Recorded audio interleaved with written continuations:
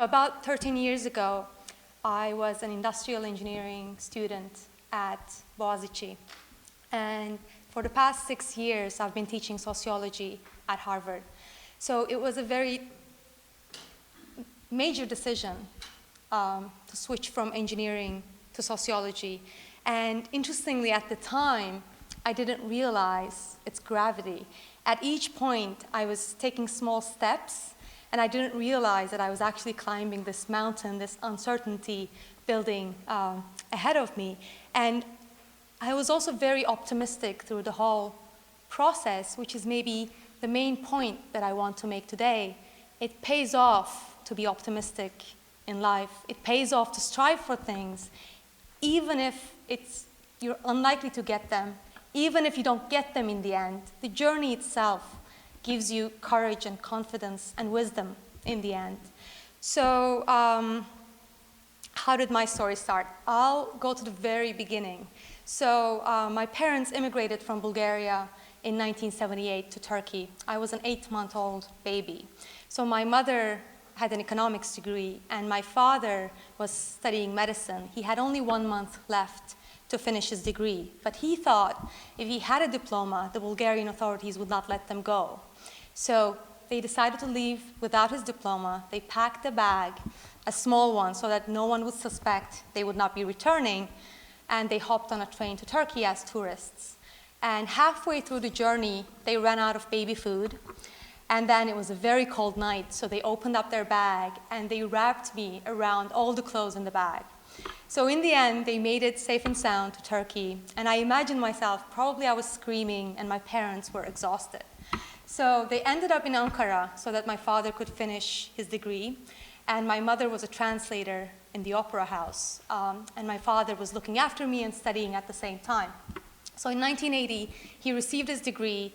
And then, like today, doctors had to serve for 2 years in one of the deprived regions of Turkey. So my father entered this lottery, and he was assigned to a small village in Tekirdağ. And this village had about 3,000 residents and no doctors for several years. So for as long as I can remember, during my childhood, my father was the only doctor in the region. And my mother ended up working in a factory. That was the only job available there. So now, as a child, I didn't realize this, but now I think back and I imagine my parents being transplanted from a big city in Bulgaria, Varna, to first Ankara, and then this small village, conservative village in Turkey, and my mother working in a factory, and my father being the only doctor. So it must be shocking to them to go through this transition. But I don't think anybody could tell from their attitude what kind of difficulties they were facing. And they had this characteristic, and I think this characteristic marks a lot of immigrants, which had to do with this boundless optimism, like they could achieve anything. They never looked back at things that they left behind. It was always forward. It was always, yes, we can do this. We started from scratch, but we did all this so we can do more. So taking small steps, but always looking forward and just climbing this huge mountain. I went to elementary school in this small town,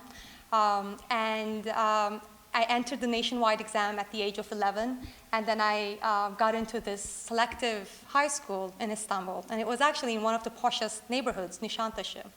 And my parents continued to live in the small town, so I ended up moving in with my uncles, who had just immigrated from Bulgaria. And so they settled in Istanbul because they wanted my cousins to go to college. So we were living in this poor neighborhood, but I was going to the school in this fancy neighborhood, and I was just a small village child, so it was really shocking to go through that transition for me. And in our house, we didn't have a television or a telephone, but I couldn't tell this to anyone in school. So I would walk to the grocery store a block from our place and call friends from the grocery store on the payphone. And then one day I remember I was just looking at the TV guide listings in the newspaper, and I saw this movie that I had seen before on video. And next day I went to school. I was ready to tell everyone that I had seen that on TV and no one had watched it. I missed my opportunity to prove that we actually had a TV. So the upside of all of this was that I read a lot, I studied a lot, and that was basically the only thing I could do. And remember, I lived in an immigrant household, so everyone was working really, really hard. And my uncle and his family were practically living hand to mouth. And I remember we only had one day where my aunt would buy meat, half a pound for 5 people, and cook that, and that would be it for the week. So just seeing them go through this struggle, my problem suddenly became very minor, that my friends had all these fancy things and I didn't. So, and it helped me give this drive, both watching my parents and this family that I was living with struggle through these difficulties, but never losing the optimism while doing that, never complaining about anything, always looking forward.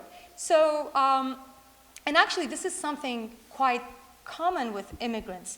In the US, now I'm a sociologist who studies immigration, no surprise there, but we see this with immigrants in the United States. In about 20 years, an average immigrant family basically earns as much as an average native family. So in 20 years, my parents established a hospital in this village where once there were no doctors, and my father was elected a mayor as an independent candidate, and they raised 2 daughters, one of them a doctor, and the second one an engineer. So why did I become an engineer? And the story is similar to others that we've heard before. So in high school, I was good at math. So immediately I was placed in the science track. And once you're in the science track in the university entrance exam, the options available to you are either being a doctor or a medicine. And as a child, I had seen my father work really hard. Like he would have 16-hour days in his practice.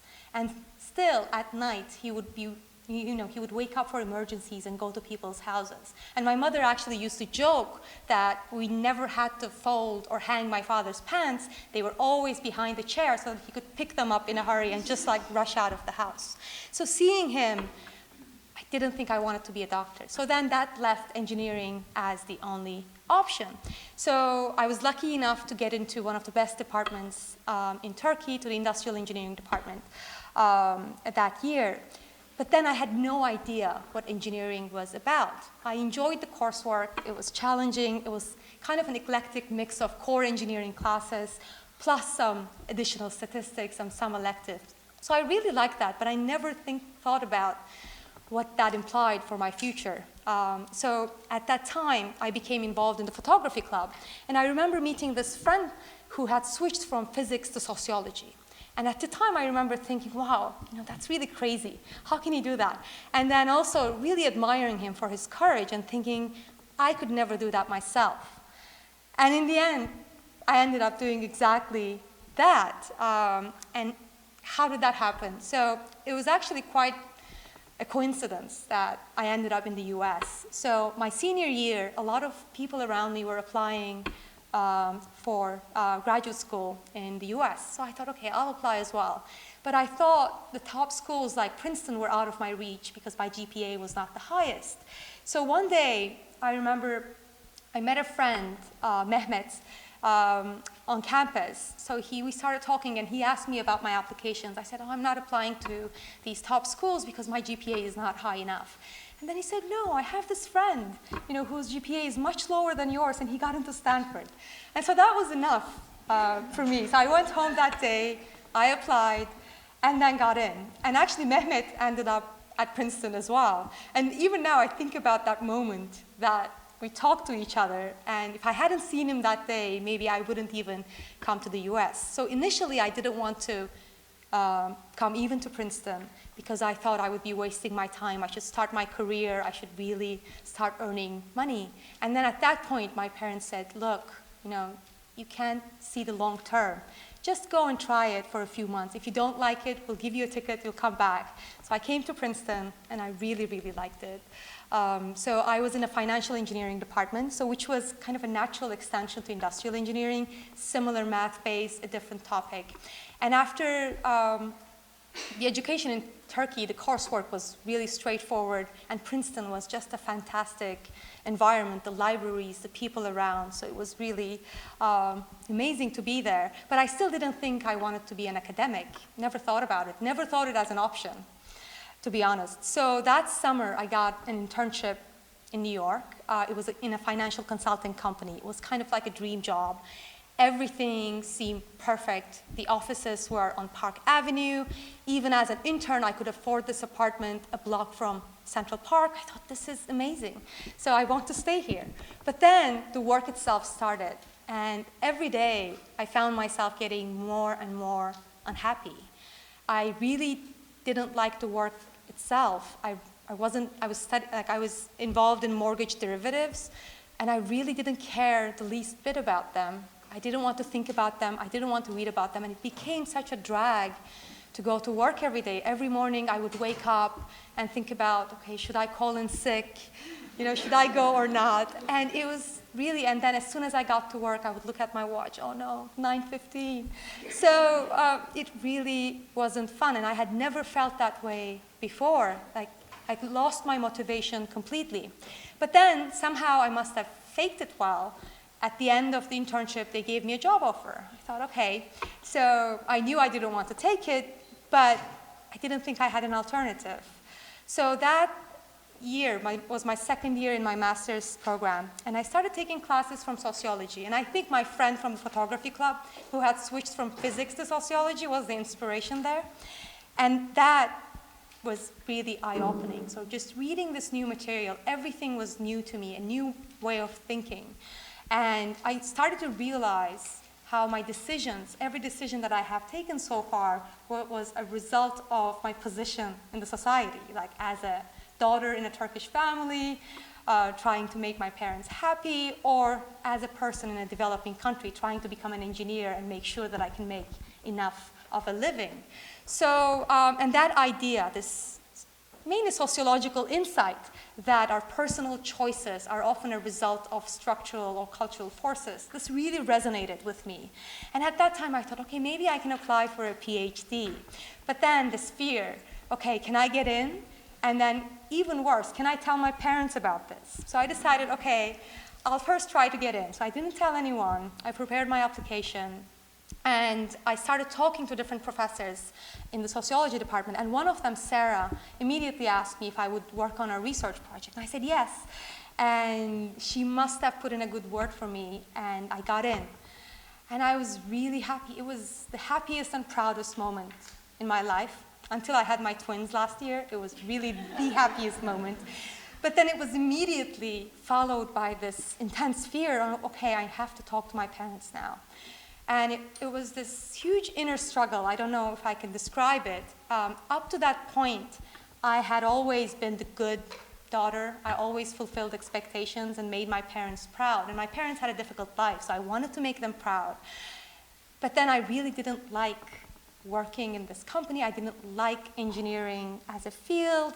And I really wanted to try this new thing. So in the end, I gathered my courage. I picked up the phone. And I told my mom, and she didn't understand it. I had to explain it 3 times. And then she got it.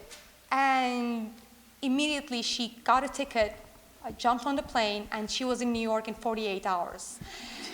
And we started fighting right away. And then on the train to Princeton, we were both very quiet, and I had tears in my eyes. And for the next few days, she kept asking me these questions, like Burcu's questions. So, why do you want to be an academic? You worked so hard to get this opportunity. Why are you leaving everything behind? What if you can't make enough money? What if you're not successful? You're not even American. How are you going to be a sociologist? So, and at the time, these were all difficult questions that I couldn't answer, and I didn't want to think about them. I didn't want to think about this mountain. I just wanted to think about, okay, I got in, I want to take the classes first. So I didn't want to think about this end point. But then after a few days of having these discussions, I realized the source of my mother's anxiety. She had been an immigrant, so she had started from scratch, and she knew how difficult it was. And as a mother, she wanted to spare us that. She wanted to spare us that struggle, and she wanted us to have an easier path. And especially now that I had graduated from the top department in Turkey, I had this great job, it was my time to live and just walk on this path that was ahead of me. But then I tried to tell her the fact that it's easy doesn't make it the best or the most rewarding. And I tried to tell her, I couldn't answer her questions about my future, but I said, I'm really unhappy doing this job, and I don't know if this is it, but I want to try it. And I think this seeing me unhappy and then seeing me hopeful about my future also gave her confidence. And she said, okay, let's do this. You try this for a year. If you don't like it, you go and take the finance job. And then if you like it, then you can continue on this. And we agreed. And in the end, it's really worked out. So my first year was really difficult because everything was new. I didn't understand half the readings. I mean, my English was good, but still the readings, the intensity of these readings was something that I hadn't seen before. So it was very difficult, but it was also very enjoyable to learn about new things and basically discovering what I like and what I want to be in the future. So, so after that, after 6 years in the department, I got this job. Of course, having a Harvard job validates everything, all the previous choices. Of course, you were right, and we're so proud of you. But now that I think back, it doesn't have to end at this point for it to be valuable. I think now everyone is proud, of course, but to me, what makes me proud is that I was able to overcome that initial fear and do this. And I didn't think at the time, it didn't even occur to me that I could get a job like this or any job. So it wasn't the point. The point was, okay, what situation am I in and what can I do next? So I didn't think about the end point, but what I could do in that specific moment. And as I said, I was really optimistic about this. And the fact that I've done it once actually gives me courage to do it again in the future. So I may start again from scratch in the future. And the fact that I've done it gives me confidence that I can do it again. And the one thing that I take away from this story is that you really need to nourish your optimism. You shouldn't let outside critics to tell you what is the best way to go or what is the most successful path in life. You really need to figure that out for yourself and not think about the end point, but then take small steps and then figure out where those steps eventually take you.